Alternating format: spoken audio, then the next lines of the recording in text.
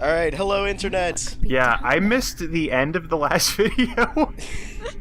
A phone call came in exactly. That corpse swinging there. Yep, there it is. Interesting. That's pretty cool. Is it Isn't that upside cool? down? No. No, I think it's wrapped up. Okay. Also, you missed a sheep. There was a sheep. There was a sheep, too, the most important part of the game. The sheep. I missed the most So the important last sheep. video was like a train wreck, and I'm The sorry. last video, yeah, well, whatever. The internet didn't see most of it. So the last video, yeah, I watched everything up until the 30 seconds that were the most important because I had a really important phone call to take. Yep. So what happened? We're still going ever downward. You said they explained the ritual and They did. and everything. Like Here's actually, this is really cool, but I'm gonna read to you the ritual while you see the cool things that happen here, okay? We went to the basement of the wish house, and in it was a little, culty, sacrificey room. And we found this Bible, and it said, the first sign, and God said, at the time of fullness, cleanse the world with my rage. Gather forth the white oil and the black cup and the blood of the 10 sinners. Prepare for the ritual of the Holy Assumption. I'm actually on the last video. I'm gonna look at it and read it out to you. Oh, okay, so that's why there were 10 murders and then the suicide of Walter Sullivan. Also, That's right. We're taking an elevator into the water prison. That's Yes, weird. you are. Yeah, we are. We just took an elevator from the sky. That's right, the sky elevator. And the Skylevator. yeah. Also, the water prison the looks second different. sign, and God said, offer the blood of the 10 sinners and the white oil. What were you gonna say about the water prison? It just looks different. Yeah, it's the same. It's the same shitty tower. Be then released from the bonds of the flesh and gain the power of heaven. From the darkness and void bring forth gloom, and gird thyself with despair for the giver of wisdom. So hi, Walter. Yeah, Walter's just fucking there. Yeah, he does that. He does that a lot. I hate him. Again, not posing any real threat. He's just there. And the third sign, and God said, return to the source through the sin's temptation, under the watchful eye of the demon, wander alone in the formless chaos. Only then will the 4 atonements be in alignment.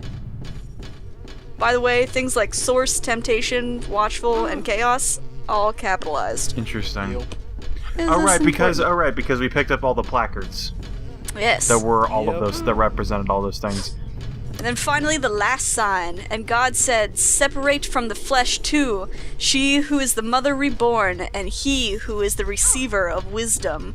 If this be done by the mystery of the 21 sacraments, the mother shall be reborn, and the nation of sin will be redeemed. Interesting. So, we have a receiver of wisdom, we have a mother reborn, and we have the, hey, look at that! Hey, Babyhead's back. You! Yes, it is, Eileen! So that's like the final chapter from the cult manual, basically. Eileen, stop There's getting in so the fucking many. way. It's the actual text of the ritual that Walter is carrying. Yeah, that's what the cult kept trying to do by with Alessa, basically. Yep. This is Yeah, the it's worst. pretty much what the cult has been doing the entire time, and then Walter just basically takes it and does his own thing with it. That's it. Well, I mean, And that's one of the reasons. Fucked up. I never really did. That's one of the reasons I really like 4, because it's not about the protagonist. Every other Silent Hill game has been about, like, who you are playing as. Their own Exactly. personal torments, their own tortures, something that's going to drive them crazy. Silent Hill 4 is about Walter, and it's only about Walter, and you are just an unfortunate schmuck that gets to walk through it. yeah. Yep. So, who do you think our receiver of wisdom is, Matt?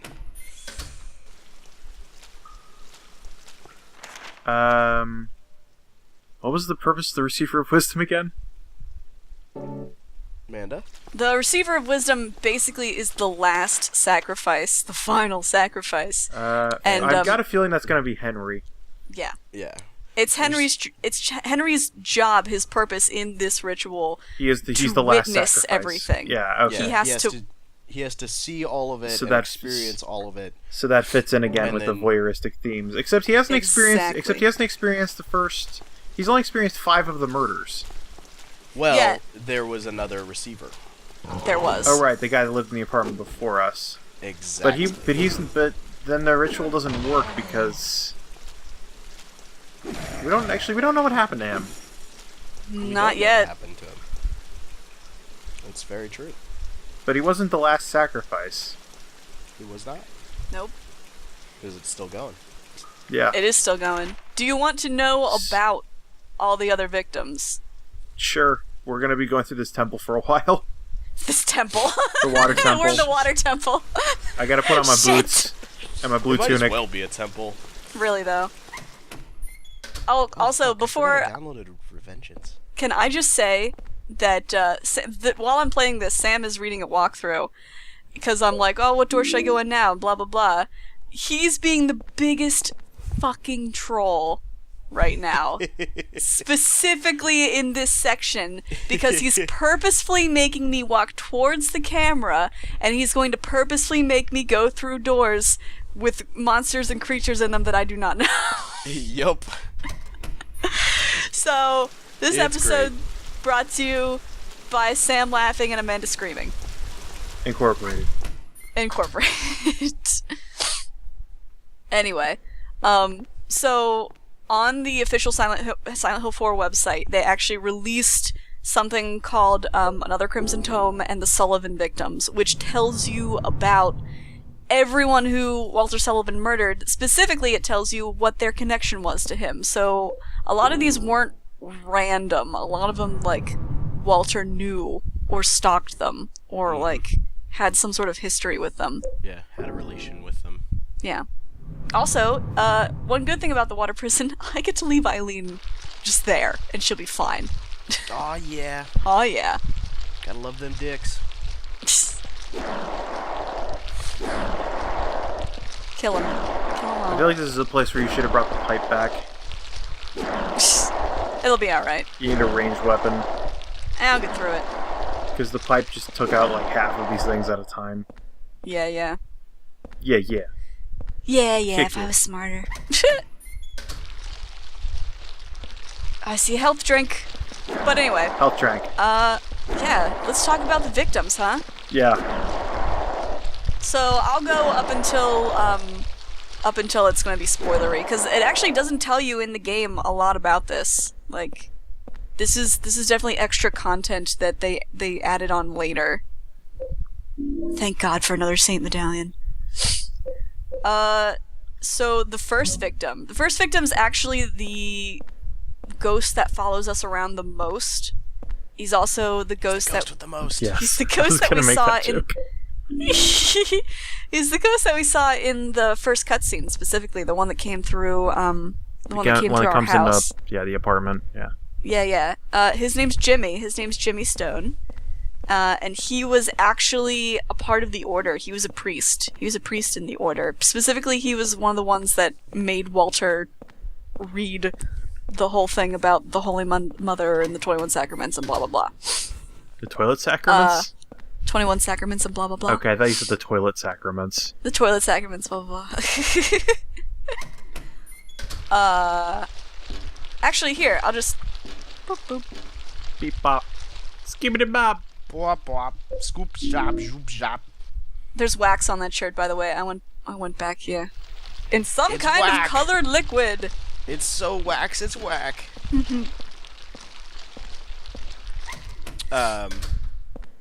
So, continue with the victims. I've just opened it up, actually. So I'll read what these little cards say. First victim, Jimmy Stone. Occupation, priest of Valtiel. So the Valtiel sect of the Order, blah blah blah. Middle-aged, white male, muscular. His hobby was playing darts. He was nicknamed the Red Devil because there's actually a photo of him here that's really cool. I'll send it to you. Maybe you can put it in the video. When he did a lot of the rituals, he would wear, in particular, a red hood, a giant triangular-shaped red hood. Like some kind of grand wizard. Yeah, or like some sort of I don't know, head of a geometrical, like, it's Pyramid Head. That's what I'm referring to. Okay. When you described it like you did, I thought it was like a Klux Klux robe. Yeah, it is. It totally is. But it also, like, it's a callback to Pyramid Head. Also, I'd like to point out that I still love Henry's go up, forget it! Forget it. Forget about it. Hey, there's what is that? A leather sap. The nightstick. Yep. It's another alien-only weapon. Okay. Of course it is. So a nightstick a nightstick is a much better weapon than a sap. I can't use this here. I feel like a chain is still a better weapon than a nightstick, though. Well, it's a little unwieldy, though, huh? Kinda. You're unwieldy. A little bit. It's a somewhat uncontrolled weapon, but it's a heavy piece of metal. It wraps around things. Just like my dick. So, Jimmy, the first victim, he was shot in the back of the head by Walter, on the first floor of the Wish House, and each of the victims leaves something behind. Jimmy left behind that scripture that we read, the 21 Sacraments. Okay. That makes sense. Yeah. Let me see if there's anything else interesting about him. Also, I'd like to point out that Jimmy Stone is like... That just... The most porn name ever. Yeah, he sounds like a fake person, which I guess is Right? fitting Well, because he has a fake job.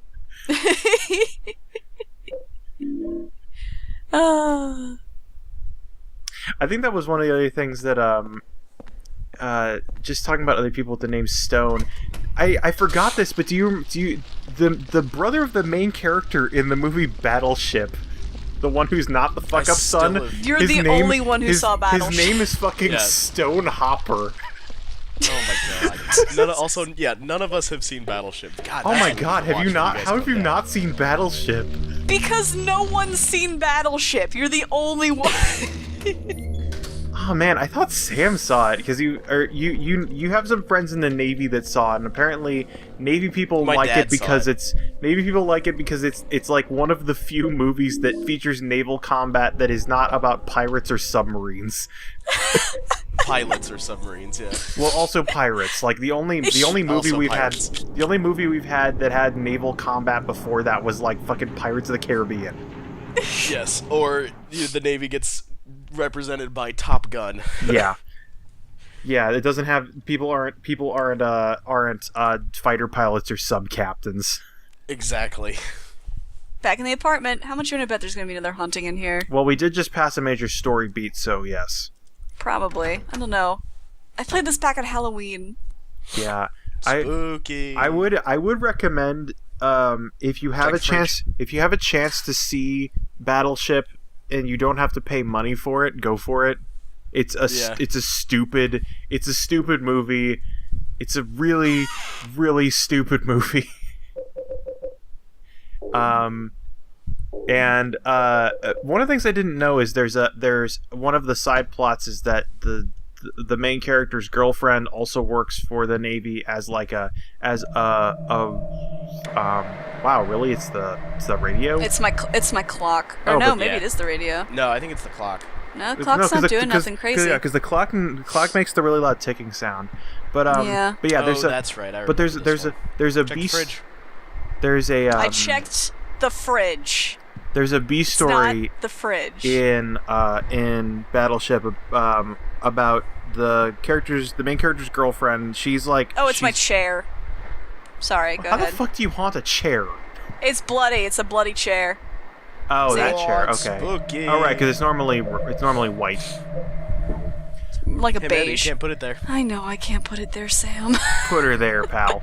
There it is. Yeah, why would you put a candle on your chair? There'd just be molten wax on it. I guess. Spooky. That's cool. I like that you can see the blood fade away. Yeah. All clean. Thanks, Holy Candle. Holy Candle Dry Cleaning Services. But yeah, I guess to expedite what I was saying, there's a B story in that has a that is about the rehabilitation of a wounded I think he's of some wounded soldier. I'm not going to say what division because I can't remember, but he's lost both of his legs and he's learning how to walk again, basically. And that ends up with him getting into some kind of plot. One of the things I didn't know is that... This is important before you go on about Battleship. Who wants to read? He was born right here in room 302 of South Ashfield Heights. His parents abandoned him soon afterwards and disappeared somewhere, leaving the baby alone. He was discovered and sent to St. Jerome's Hospital. He was adopted by Wish House, an orphanage in the forest near Silent Hill. It's run by the secret Silent Hill religious cult. When he was 6 years old, someone from the cult showed him where he was born. Since then, he started to believe that room 302 itself, in other words, this room, was his mother. Every week, he traveled from the orphanage to South Ashfield Heights, a pretty long trip for a kid his age. Sometimes he took the subway and sometimes the bus.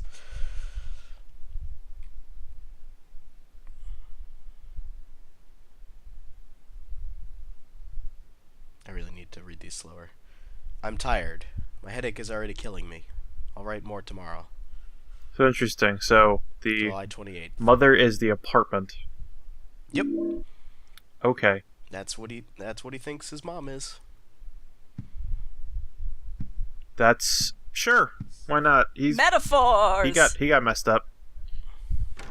But yeah, to finish the story, I was saying the veteran, the wounded veteran in that Battleship, he actually is a real wounded veteran. Oh, that's cool. Oh, we can see. Oh, okay. My room is on the second floor, and I had to drink something with black things in it. I hid the sword with the triangle under my bed. That guy, the fat one, took the basement key. Next time I'll stick the triangle sword into the pig and take the key.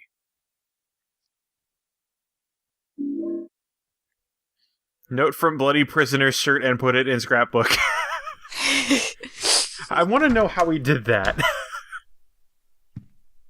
How it's in his scrapbook. Maybe he cut it out. I don't know. He put another paper on it and did a bas relief, or he put it on his scanner. Just bloodied that scanner up, cause whatever. Right? Yeah. Right. Whatever. Like he's gonna burn his apartment down when he leaves. It's just like 1408. It's just like 1408. Okay, are we going to talk about 1408 now? Do you want to talk about 1408? Yeah, let's talk about 1408 for a second. Here's number one. Do you like 1408? I have not seen the movie. However, 1408 is a Stephen King short story. Yes, it is. Yep. And it has almost nothing to do with the movie that they made. That is interesting. The story of 1408 is actually really, really cool. It's one of my favorite Stephen King short stories, and there are some really good Stephen King short stories. There are also some really goddamn terrible Stephen King short stories. That whole anthology that 1408 came from is really good. Everything's Eventual is the best anthology of Stephen King short stories, and then 10 years later, he put out another one and forgot how to write. Well, I think it's really bad. I think it's after. I think his pact with the what was the thing? His pact with the devil was completed, and he lost his writing ability after he finished the Dark Tower. Because the first fucking thing he makes after that is Cell, which is to date the only thing by Stephen King I have read. And I read it to completion, and I was really hoping that it would get better, and it didn't. Aww. So 1408, the story is actually really cool because it's told from the it's entirely told from the notes and collected recording of and the transcription of this basically skeptic author who is going around and going to various different haunted places and writing about his experiences there. And it starts off by telling you that this transcription is normally this certain number of a certain number of minutes long, and most people usually stop listening or ask to stop listening about 3 or 4 minutes in. And so it's basically he just this guy goes to this hotel room, and the hotel room just starts to get weird really fast, and he so far what you're telling is actually the movie. Right, but the thing is, he's only in there for about 14 minutes, and it literally drives him insane in 14 minutes.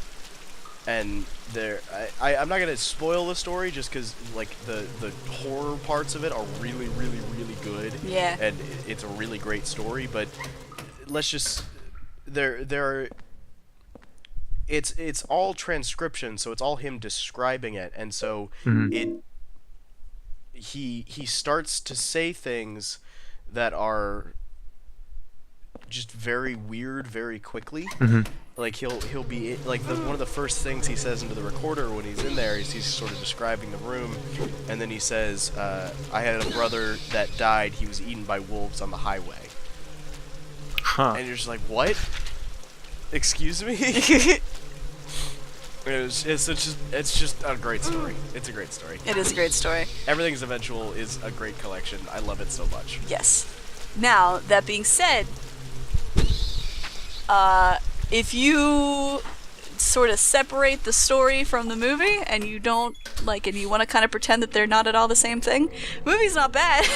Yeah, I mean, it's got John Cusack in it. I'm alright with 1408 the movie. Yeah, no, I really enjoyed 1408 as a movie. I think that it's probably not going to be, especially since it's a big budget thing or a big budget adaptation of a short story. Obviously, there's going to be a lot of problems, but overall it was pretty good. It's kind of like if they tried to make a movie out of House of Leaves. I'm pretty sure no one would. I don't know. I think if they made a movie out of the Navidson record, it would work. Yeah, I still maintain if somebody just goes ahead and makes the Navidson record and does it like properly with the proper setup and the way it's described, you can kind of lose everything else because it doesn't translate well to film. There's two. But that is literally a film. Yeah. Yeah. Oh God. No, we're not even using literally as an intensifier. Literally in the story, it is a film. Yes. In the most literal meaning of literal. Oh God, that caught me off guard a little bit, and I knew it was coming. Yep.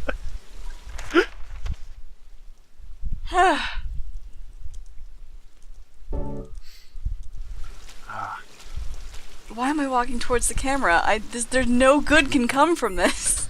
I'm impressed that Sam had enough foresight to make sure that you always walk towards the camera. Right? Mm-hmm. Hey, I was looking out for the listener.